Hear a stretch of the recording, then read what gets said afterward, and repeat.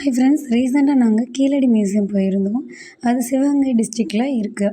அதோட timing hours பார்த்தீங்கன்னா, டியூஸ்டேவும் national ஹாலிடேஸ்லேயும் வந்து க்ளோஸ் ஆகிருக்கும். மித்த நாளில் வந்து வீக் டேஸில் வந்து 10 to 6ம், வீக் எண்டில் வந்து 10 to 7 இருக்கும். பெரியவங்களுக்கு 15 ரூபீஸும், 12 வயசுக்குள்ள குழந்தைங்களுக்கு வந்து 10 ரூபீஸும் வாங்குறாங்க.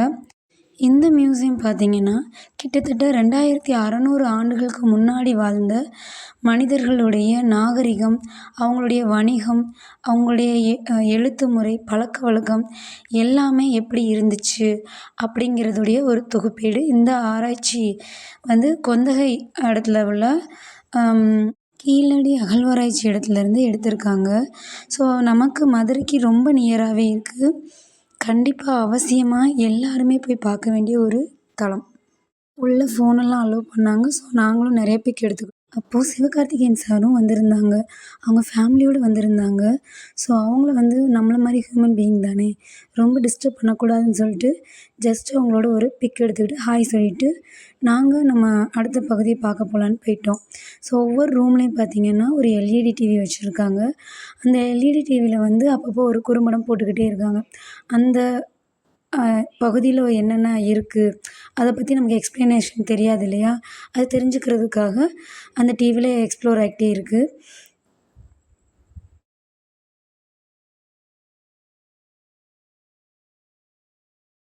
அது மட்டும் இல்லாமல் அந்த ரூமில் உள்ள பொருளை பற்றின வரைபடங்கள், செய்தி தொகுப்புகள் எல்லாமே வந்து நல்லா அழகாக நமக்கு புரிகிற மாதிரி தமிழ்லையும் இங்கிலீஷ்லேயும் வந்து எழுதியிருக்கு. அது மட்டும் இல்லாமல் சங்க காலம், இடைக்காலம் அப்படி 3 காலங்களையும் வந்து இந்த மாதிரியான பொருட்கள் இருந்ததற்கான சான்று தெரிகிறது மாதிரியான பாடல்களும் குறிப்பிடுறாங்க. இது வந்து அவங்க பயன்படுத்தின டூல்ஸு. அதை விட்டு வெளில வந்தோம் அப்படின்னா, அங்கனக்குள்ள ஒரு சின்ன தெப்பக்குளம் மாதிரியான ஒரு ஃபவுண்டேஷன் தெரியுது. அங்கே வந்து தண்ணி விட்டு விட்டு ரிப்பீட் ஆகுது. அதுக்கப்புறம் அடுத்த ரூம்குள்ளே போனோம்.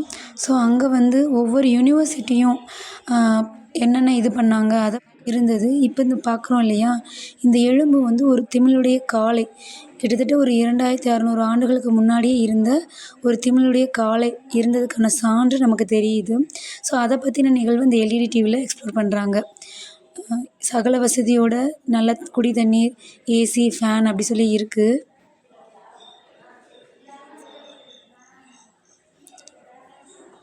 இந்த இடம் பார்த்திங்கன்னா செங்கல் கால்வாய் வந்து அமைச்சதுக்கான ஒரு மாடல் வச்சுருக்காங்க.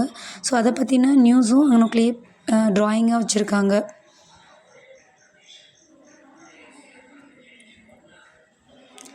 இது வந்து உறைக்கிணறு. இந்த உறைக்கிணறு அக்காலத்தில் எப்படி இருந்துச்சு, அது மட்டும் இல்லாமல் அந்த பைப்லைன் அதெல்லாம் வந்து அங்கே இருக்குது. ஸோ அதை முடிச்சுட்டு அடுத்து வெளியில் வர்றோம். வெளியில் வந்தோன்னா செராமிக் இண்டஸ்ட்ரி, மண்பாண்ட தொழில் இருக்கு இல்லையா, அது எப்படி இருந்துச்சு.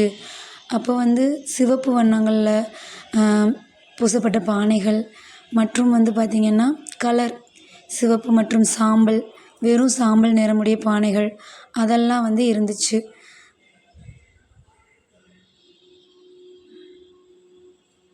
இந்த கண்ணாடிக்குள்ளே இருக்கிறது எல்லாமே வந்து அங்கேருந்து எடுத்து வந்தது. வெளிப்புறமாக வச்சுருக்கிறது இதனுடைய மாடல். அதனை பற்றின படங்கள் நல்ல விளக்கத்தோடு நமக்கு இருக்குது. பொறுமையாக பார்க்குறதுக்கு நமக்கு வாய்ப்பு நிறைய இருக்குது.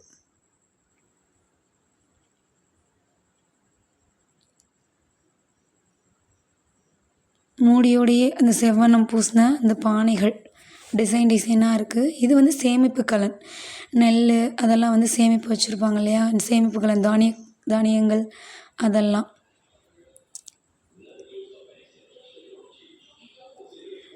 இது வந்து சாம்பல் நிற பானை மற்றும் வந்து இங்கே ஃபீட் பண்ணிக்கலாம் அந்த இடத்துல தாய்மார்கள், குழந்தைங்க இருக்கவங்க. இந்த இடம் ஃபுல்லாகவே மண்பாண்டம் பற்றி எல்லா அந்த டீப்பாயின்னு சொல்லுவோம்ல அது. அதுக்கப்புறம் உள்ளே வந்துட்டோம். அயனேஜ் இரும்பு சம்மந்தப்பட்டது. அந்த இரும்பு கழிவுகள், இரும்பு பொருள் இருந்ததுக்கான சான்றுகள் தான் இந்த ரூமில் இருக்குது. இரும்போட யூசேஜ் என்ன, இரும்பு பொருட்கள்லாம் நம்ம அப்போ எப்படி வச்சுருந்தாங்க, கத்தி, கூர்வாள்கள் அதோடைய சாம்பல் எல்லாமே வச்சுருக்காங்க. நம்ம தெளிவாகவே பார்க்க முடியுது. அதுக்கான சான்றுகள், ஆணிகள்லாம் வந்து இரும்பு ஆணிகள் வந்து எப்படி இருந்துச்சு, ஸோ அதை எப்படி யூஸ் பண்ணாங்கன்னா அந்த எல்இடி டிவியில் காமிக்கிறாங்க. இது வந்து நெசவு தொழில் எப்படி இருந்துச்சு, செராமிக் வந்து எப்படி இருந்தது,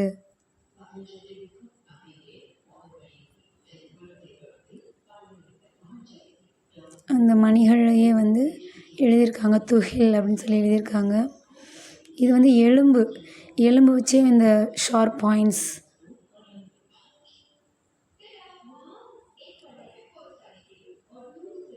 அடுத்த ரூமில் வந்து ஆடையும் அணிகலன்களும் இருந்துச்சு. அவங்க யூஸ் பண்ண அணிகலன்கள் படிகப்பாசின்னு சொல்லுவோம்ல, அது பவளப்பாசி, சூது பவள மணிகள் அப்படின்னு சொல்லி இருந்தது. அகேட்டிக் மணிகள் இருந்தது. நீல நிற கண்ணாடி மணிகள், இது எல்லாமே வந்து அவங்க யூஸ் பண்ண மணிகள். அப்போவே வந்து விலை உயர்ந்த மணிகள் யூஸ் பண்ணியிருக்காங்க அப்படின்றதுக்கு ஒரு சான்று.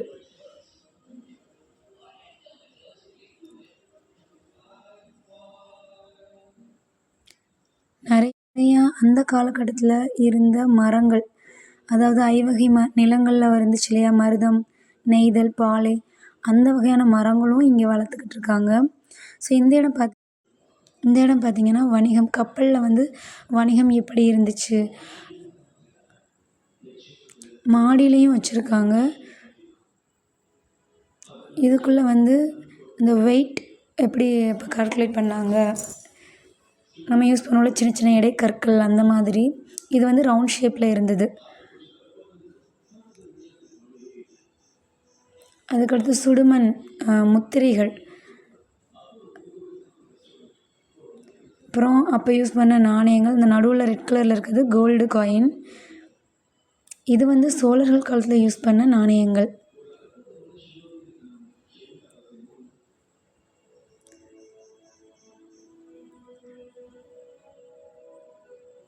இது வந்து வெள்ளி நாணயங்கள்.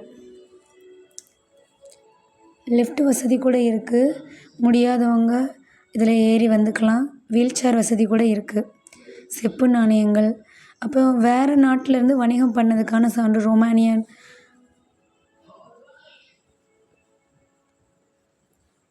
அந்த இடத்துலையே வந்து அவங்க லைஃப் ஸ்டைல் அதுவும் இருந்தது. புக்ஸ் வந்து சேல்ஸ் பண்ணுறாங்க. ஸோ விருப்பம் இருக்கவங்க அதை பற்றின தொகுப்புகளை வாங்கிக்கலாம். அந்த மியூசியம் மாதிரி உள்ள பொருட்களை வந்து செஞ்சும் மாடலாக விற்கிறாங்க.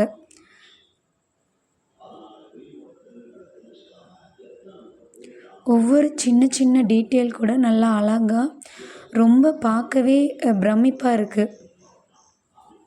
இதெல்லாம் வந்து அப்போவே இவ்வளோ டிசைன்ஸ் எல்லாம் யூஸ் பண்ணியிருக்காங்களா, இப்படி பார்ட்ஸ், அதுவும் அந்த ஸ்டாண்டோட கலரிங் பண்ணி அந்த மாதிரிலாம் பார்க்கும்போது நமக்கே வந்து ரொம்ப பிரமிப்பாக இருக்குது.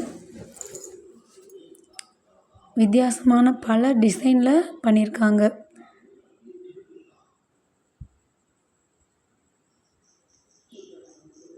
அதிக அளவில் வந்து பானைகள் தான் ரொம்ப யூஸ் பண்ணியிருக்காங்க.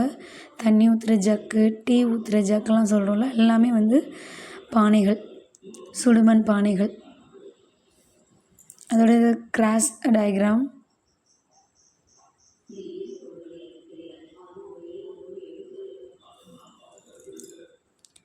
அப்போவே வந்து இவ்வளோ நாகரிகமாக இருந்திருக்காங்களான்னு ஆச்சரியமாக இருக்குது. இது வந்து அடுப்பு, அப்போ அவங்க யூஸ் பண்ண அடுப்பு எல்லாமே சுட்ட மண்ணிலேயே செஞ்சுருக்காங்க.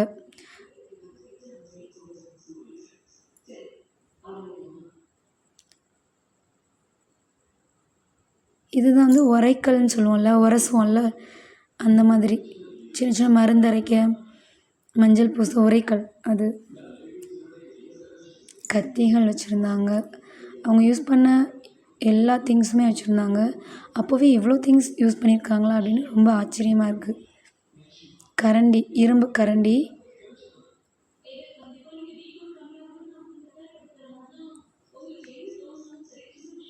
சிசர்ஸ்,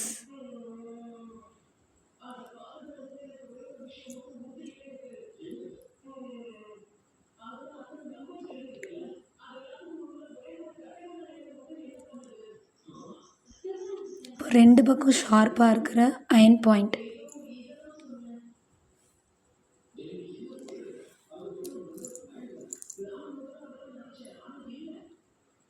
இரும்புலே செஞ்ச ஆரோ பாயிண்ட்.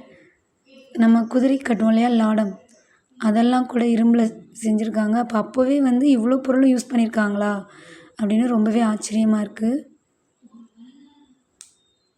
அதுக்கான சான்றுகளும் இருக்குது. நம்ம சங்ககால இலக்கியங்கள் எடுத்து பார்த்திங்கன்னா நல்லாவே தெரியும். இது வந்து அகல் விளக்கு, செப்பு விளக்கும் யூஸ் பண்ணியிருக்காங்க. இந்த கண்ணாடியில் உள்ள எல்லாமே வந்து டிசைனாக அகல் விளக்குகள். ஸோ அதுக்குள்ளே ஒரு ரூம் இருந்துச்சு. அங்கேயும் வந்து சீப்பு, அவங்க யூஸ் பண்ண சீப்பு இப்போ மாதிரி இல்லாமல் தந்தத்திலான சீப்பு. நம்ம கண்ணுக்கு போடுவோம் இல்லையா கண்மை, அது அஞ்சனை கோள்கள்.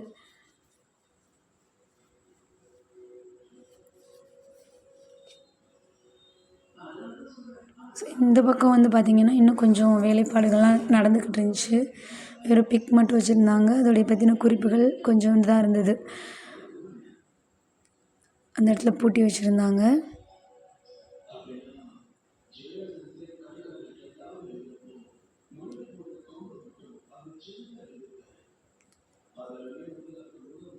உண்மையிலே அங்கே ஒர்க் பண்ணுற எல்லாருமே நமக்கு வந்து ரொம்ப கைண்டாக இருந்தாங்க. கோவப்படாமல், நமக்கு புரியல தெரியல ஏதாவது சொன்னோம்னா அதை இது பண்ணுற மாதிரிலாம் இருந்தாங்க. சிற்பங்கள் இருந்தது. அந்த சிற்பங்கள்லாம் அவங்க யூஸ் பண்ண திங்ஸ் வச்சு எப்படி அவங்க இந்த மாதிரி போட்டிருப்பாங்க, காதுக்கு, கண்ணுக்கு, கழுத்துக்கு, அந்த மாதிரியெல்லாம் வந்து அதை வச்சுருந்தாங்க.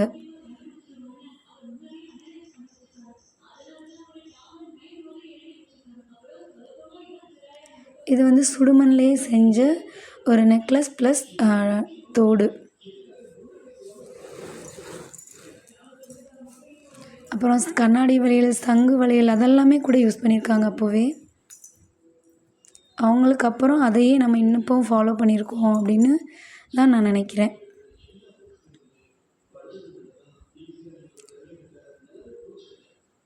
பார்க்கவே வந்து அழகாக இருக்குது.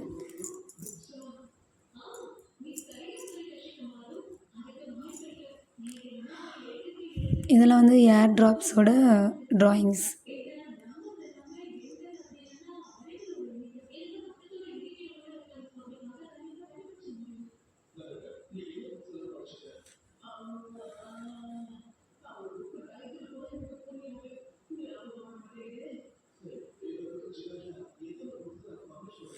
இதெல்லாம் வந்து காப்பர் ஆப்ஜெக்ட்ஸ். காப்பர்லேயே அதே மாதிரி வளையல்கள், மோதிரம், அந்த மாதிரி எல்லாமே காப்பரில் அந்த டிசைன்ஸும் வந்து வச்சுருக்காங்க. இது மோதிரம், வளையல்கள்,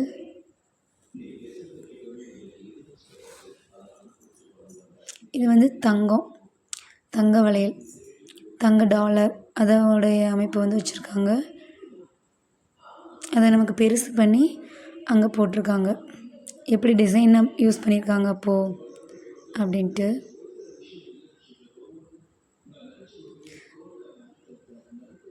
ஸோ அங்கேருந்து இங்கே வரும்போது ஒரு ஹாலோகிராம் இருந்தது. அங்கே அழகாக அந்த எல்இடி ப்ரொஜெக்டர் மூலமாக ஒரு ஃபேன் மாதிரி வச்சுருக்காங்க. அதில் நமக்கு அந்த ஹாலோகிராம் தெரியுது.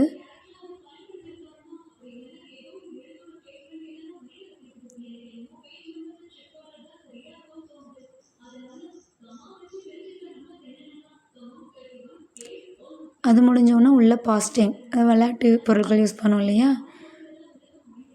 அந்த திங்ஸ் எல்லாம் வந்து காமிச்சிருந்தாங்க. எல்லாமே வந்து தந்தத்துலேயும் சுடுமண்லேயுமே இருந்துச்சு. பார்க்கவே அழகாக இருந்துச்சு. ஒரு 3D ட்ராயிங் ஒன்று வச்சுருந்தாங்க. நம்ம தாயக்கட்டை இப்போ யூஸ் பண்ணுறோம் இல்லையா, அது போக இல்லாமல் டைஸ், அதுவுமே வந்து அப்போவே யூஸ் பண்ணியிருக்காங்க. அதை தான் நம்ம இப்போ ஃபாலோ பண்ணுறோம் ஆக்சுவலி. அப்புறம் இந்த சின்ன சின்ன இது வந்து வண்டி சக்கரம் வச்சு விளாடுவோம்ல,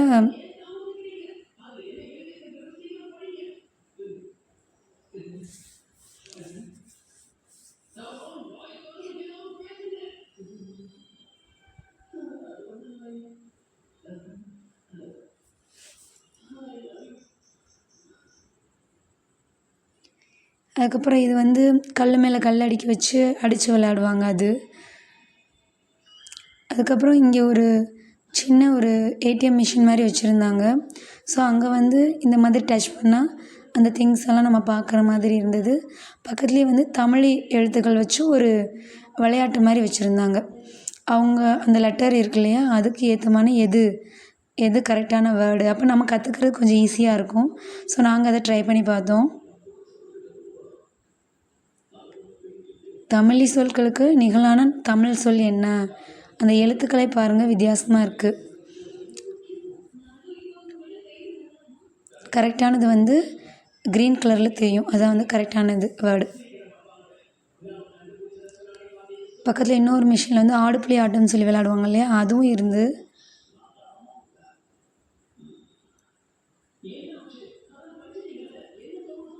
அதையும் என் பசங்க வந்து விளையாட பார்த்தாங்க. அதுக்கப்புறம் இது வந்து குறிகள் அப்படின்னு சொல்லிட்டு வச்சுருந்தாங்க, டிராஃப்டீஸ். அதாவது பானையில் அப்போவே வந்து எழுதியிருக்காங்க, குறியீடு யூஸ் பண்ணியிருக்காங்க. ஒருத்தரோட பேரோ இல்லை ஏதோ சம்திங் வந்து அங்கே அப்போவே எழுதியிருக்காங்க. அதிக அளவில் பானைகளில் பேர் எழுதி வச்சுருக்காங்க. இப்போ நம்ம வந்து சில்வர் பானையில் நம்ம பேர் எழுதுகிறோம்ல, அச்சு போட்டு பேர் எழுதி கொடுக்குறோம் இல்லையா, அந்த மாதிரி அப்போவே வந்து பேர் குறியீடுகள் யூஸ் பண்ணியிருக்காங்க தமிழ் எழுத்துக்களை வச்சு. ஸோ இது எல்லாமே வந்து சிந்து சமவெளி நாகரிகத்திலேருந்து கண்டெடுத்திருக்காங்க. அப்போ யூஸ் பண்ண அந்த வேர்டு அதையும் ஒரு ட்ராயிங் அங்கே வச்சுருக்காங்க.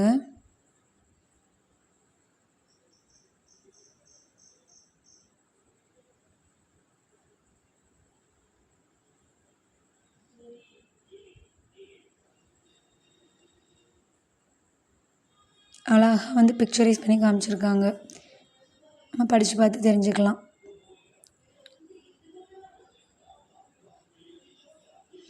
நாங்களும் வந்து அந்த எழுத்துக்களை லைட்டாக வீட்டில் வந்து ட்ரை பண்ணி பார்த்தோம். இது வந்து என்னென்னா நடுக்கல்னு சொல்லுவோம் இல்லையா, அதாவது இறந்த வீரர்கள் வந்து அவங்கள புதைச்ச இடத்துல வந்து இந்த நடுக்கல் வச்சுருப்பாங்க. நிறைய பேர் இதுக்கு வித்தியாசமாக இதுக்கு பேரெல்லாம் உண்டு.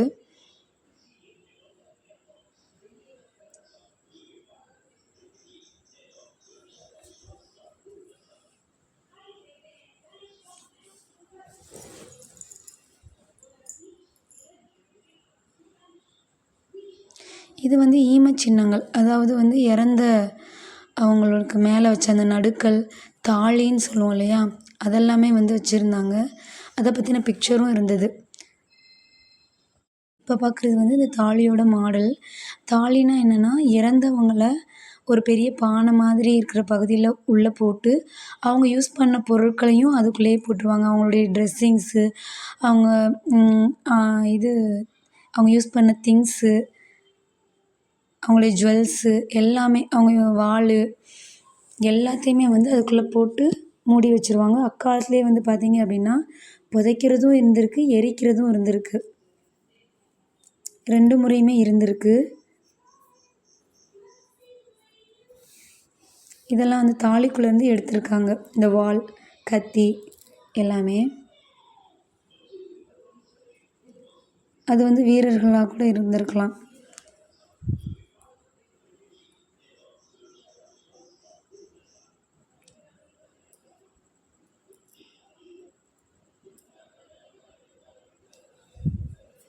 நல்ல டிசைனாக பவுல்ஸ் எல்லாம் இருந்துச்சு. இது எல்லாமே வந்து இந்த தாலிக்குள்ளேருந்து எடுத்திருக்காங்க. இரும்பு பொருள், பவளமணிகள் எல்லாமே.